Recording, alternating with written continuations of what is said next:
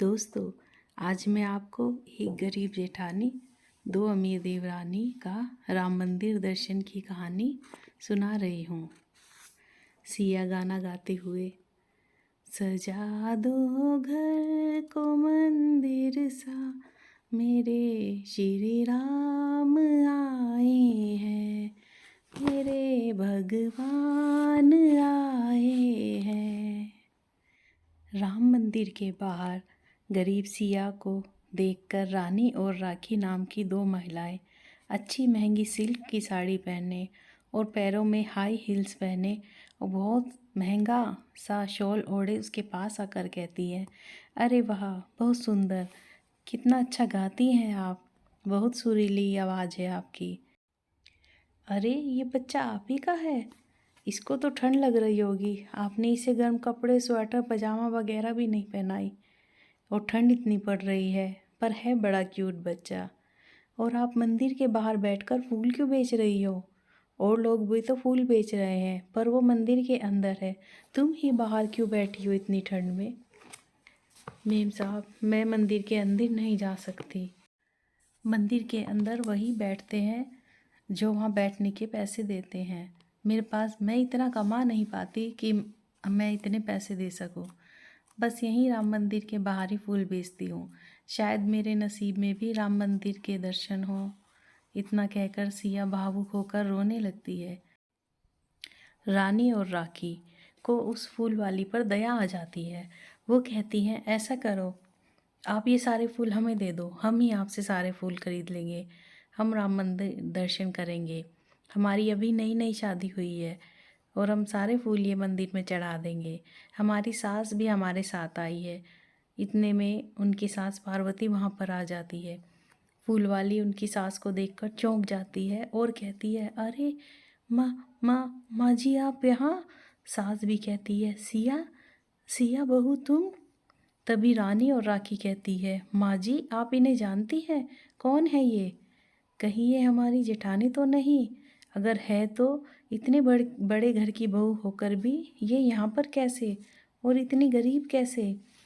आखिर सिया के साथ ऐसा क्या हुआ जो वो आज इस हाल में है?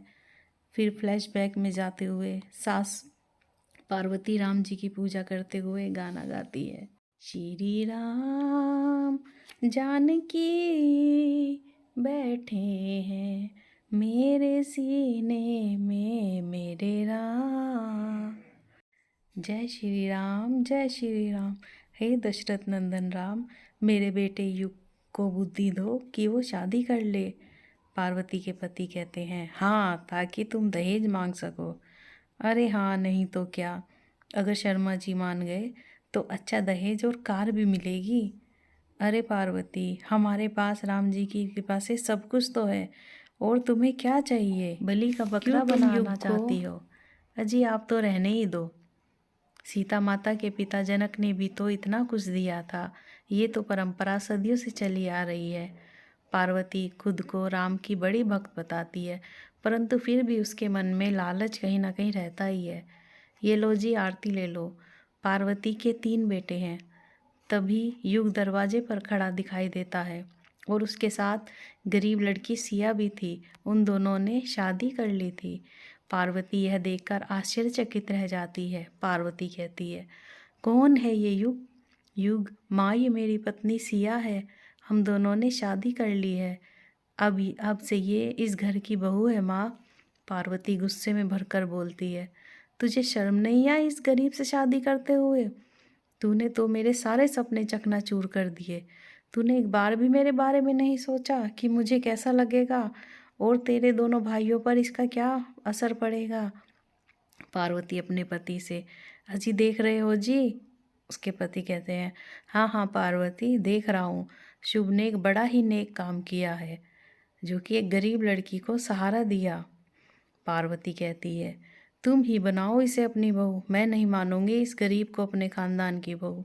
उस दिन के बाद से सिया हर संभव कोशिश करती है अपने सास को खुश करने की, परंतु पार्वती है कि जैसे उस पर कोई असर ही नहीं होता। ऐसे ही दिन बीतते गए। ऐसे में सिया प्रेग्नेंट हो जाती है। वह अपने सास ससुर को कहती है, माँ जी, बाबूजी, आप दादी दादा बनने वाले हैं। उसके ससुर खुश होकर कहते हैं, अरे वाह बेटी, जीती रहो, आज मैं बहुत खुश हूँ।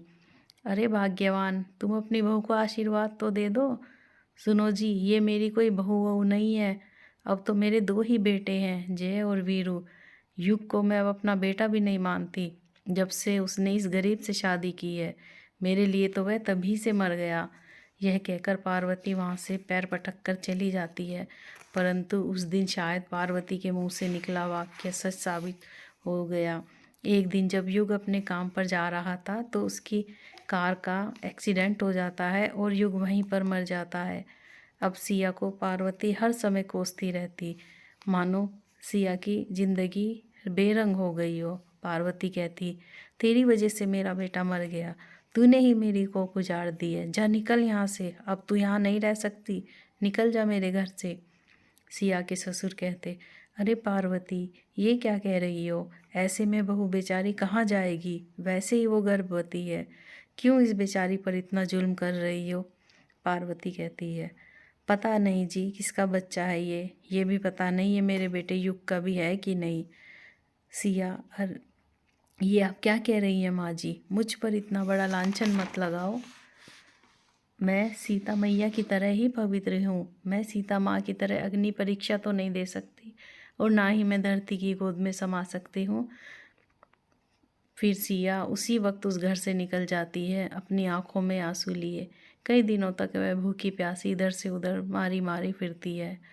उधर कुछ दिनों के बाद पार्वती अपने दोनों बेटों की शादी एक अमीर घराने में की बेटियों अंजलि और रिया से कर देती है। उधर सिया सोचती है कि हे राम जी, मेरा दुख भी आपकी सीता जैसा ही है, उन्होंने भी जंगल में एक झोपड़ी में लवकुश को जन्म दिया था, मगर अब मैं अपना बाकी का जीवन आप ही की भक्ति में लगाऊंगी, आपके धाम अयोध्या में ही रहूंगी।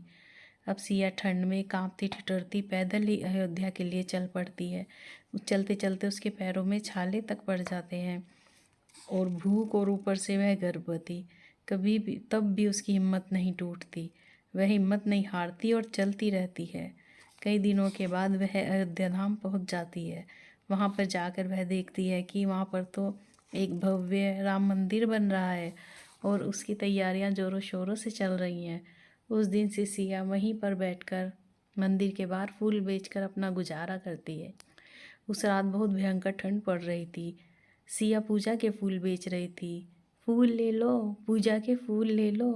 वह सोचती है कि आज तो कोई भी फूल नहीं बिका, बस कुछ और दिनों में राम मंदिर बनकर तैयार हो जाएगा और फिर मेरे राम जी की प्राण प्रतिष्ठा हो जाएगी। उसके बाद मेरे दुख भी दूर हो जाएंगे, मेरा ये फूल का काम भी अच्छा चलने लगेगा। तभी सिया को बहुत तेज दर्द होता है और वह दर्द में आंखों में आंसू लिए भजन गाने लगती है। मेरी झोपड़ी के भाग आज खुल जाएंगे, राम आएंगे, राम आएंगे, आएंगे राम आएंगे।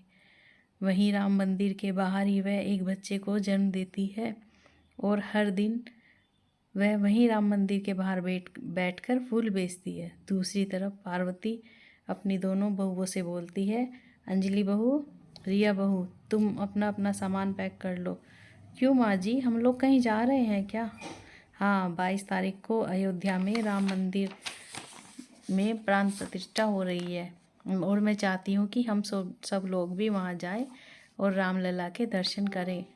पार्वती अपनी दोनों अमीर बहुओं के साथ अयोध्या आ जाती है राम मंदिर दर्शन करने, जहाँ पर अंजलि और रिया को अपनी गरीब जेठानी मिल जाती है। सब कुछ जानने के बाद सिया की दोनों देवरानियों का दिल बहुत दुखी हो जाता है। बस सिया दीदी, अब बहुत हो चुका है, चलिए उठिए, अब आप हमारे साथ राम मंदिर दर्शन करेंगे। तभी सिया अपनी सास पार्वती की ओर देखती है। पार्वती, बहू, ये गरीब हमारे साथ राम मंदिर दर्शन करने नहीं जाएगी, मगर क्यों माँ जी, जेठानी का इसमें क्या कसूर है? पार्वती कहती है, इसका अब हमसे कोई वास्ता नहीं है, हमसे ना हमारे घर से। मैंने इससे सारे इससे नाते तभी तोड़ दिए थे जब इसके कारण मेरे बेटे युग की मृत्यु हो गई थी, और वैसे भी यह गरीब राम जी को दे ही क्या सकती है। यह सुनकर सिया जोर जोर से रोने लगती है। तभी अंजलि कहती है, सही कहा आपने माँ जी, इनके पास देने को धन दौलत तो नहीं, पर इनके पास वो भक्ति है जो लाखों करोड़ों रुपयों से भी बढ़कर है, और भगवान के घर में अमीर गरीब नहीं देखा जाता। चलो जेठानी जी। तब सिया अपनी दोनों देवरानी अंजलि और रिया के साथ राम मंदिर में दर्शन करने जाती है। रिया सिया को प्रसाद की थाली खरीद कर देती है।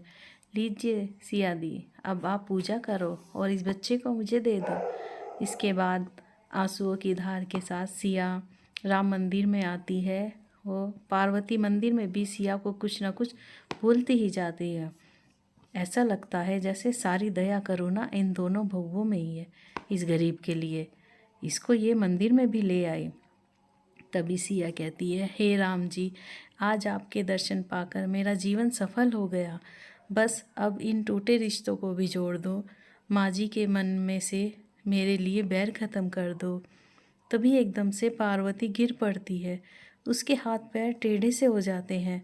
उसको लकवा मार जाता है। वह बोलती है, अरे बहू, पर उससे बोला भी नहीं जाता। तभी सिया भागकर अपनी सास के पास जाती है और वह राम जी से प्रार्थना करती है, हे राम जी, मेरी माँ जी को ये क्या हो गया? इनको ठीक कर दो राम जी। इनकी जगह आप मुझे भी मार कर दो, पर इनको ठीक कर दो। प्रभु, मेरे प्रभु, हे श्री राम जी। और सिया रोने लगती है। वह रो रो कर राम जी से प्रार्थना करती है। तभी मंदिर से एक रोशनी आती है और पार्वती पर पड़ती है और वह ठीक हो जाती है। ठीक होने के साथ ही सिया के प्रति उसकी नफ़रत प्यार में बदल जाती है। वह सिया को गले लगाकर रोते हुए कहती है, मुझे माफ़ कर दो बेटी सिया, मैंने तुम्हारे साथ बहुत बुरा बर्ताव किया है। तुम पर मैंने बहुत जुल्म किया है। मैं बहुत बुरी हूँ। वह सिया के बच्चे को अंजलि से अपनी गोद में ले लेती है और उसको बहुत प्यार करती है। राम जी से उसकी विनती से उसका घर का माहौल ठीक हो जाता है और सारा परिवार एक साथ राम जी के दर्शन कर कर वापस घर चला जाता है, सिया और उसके बच्चे के साथ, और सब खुशी खुशी रहने लगते हैं। दोस्तों, अगर आपको ये कहानी अच्छी लगी हो तो like, share, comment and subscribe ज़रूर करें। Thanks for watching.